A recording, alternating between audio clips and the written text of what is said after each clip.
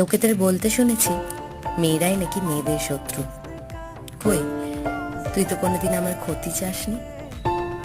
লোকেদের দেখেছি সামনে মিষ্টি কথা বলে পিছনে বদনাম করতে। কই, তুই তো আমার ভালো কথাগুলো আমার সামনে কোনোদিনও বলিসনি।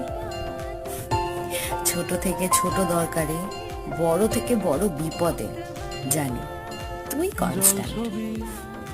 তুই যতই জ্বালাস, কথা শোনাস, অভিমান দেখাস না কেন, জানবি একটা মেয়ে তোর পিছন কোনোদিন ছাড়বে না, তোর পাশেই থাকবে। কারণ তোর আর আমার বন্ধুত্বটা এইরকমই।